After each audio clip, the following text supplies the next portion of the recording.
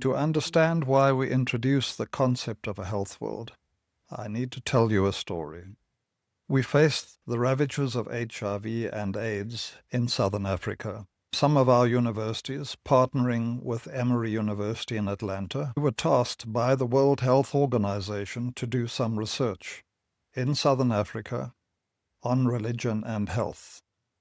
The WHO knew that religious initiatives or practices were often problematic, and the negative was and still is easy to identify. Stigma, prejudice, counterproductive norms around sexuality, and so on. But it also knew that many of the religious and faith-inspired people and groups on the ground were key to responding effectively and durably to the pandemic. They had no idea, however, of the nature or the scale or the scope of such responses. So we set out to find the answers, beginning in Lesotho. How, we asked, were local religious impulses, initiatives, or groups enhancing health among individuals and communities? And we needed to use the local language, of course, and that's when we faced a problem. In English, religion and health are two words, torn apart under the impact of secularization and empiricist science. In Sesotho, only one word exists encompassing religion, health. Bophelo, no separation. And that's a vital clue, and it forced us to rethink. Bophelo is health and well-being in its fullness. It's about the dynamic interaction of multiple intersecting realities that includes the individual person, their family, their homestead, and the soil, crops, and animals of their land, the village, the nation, and the ancestors, those who have gone before, upon whose heritage one rests. Running right through everything is a sense of the sacred, of something that can't in fact be commodified or measured. And it's what animates the gift of life and holds people together in relations of trust, reciprocity, dignity, and respect. The key actionable insight in Bophelo is this, that if any one part hurts, so ultimately does the whole. That should be a guiding mantra, so let me repeat it. If any one part hurts, so ultimately does the whole.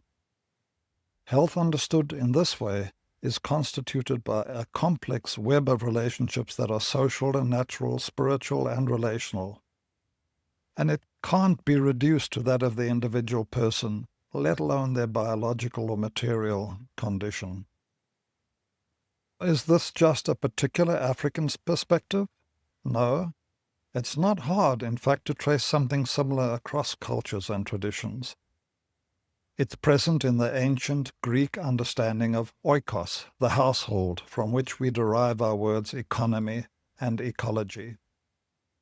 It's why the German Rudolf Virchow, the so-called father of modern pathology, already in the 19th century declared that medicine is a social science and that politics is medicine writ large.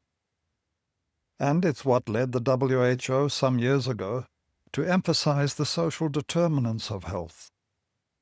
And it's increasingly acknowledged in some of the best ideas about health arising from complexity science, which seeks to overcome the limits and failures of our splitting apart the full range of human experience that Bophelo articulates.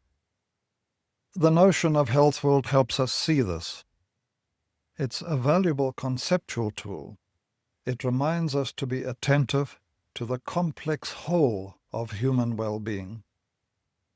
It pushes us to take into account in integrated fashion mind and body, person and society, life world and system.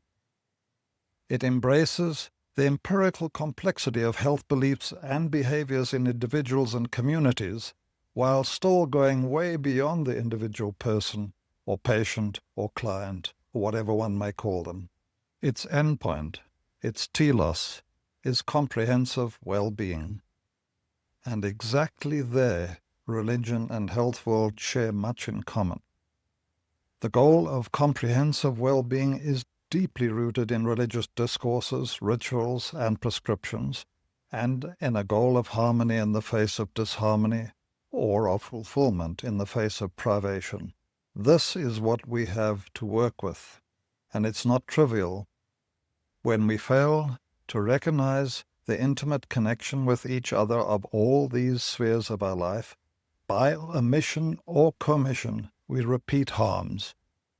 Equally important, we also fail to achieve what is possible socially and scientifically in striving for the health and well-being of all. That's what we want, and that's what it means to speak of a health world.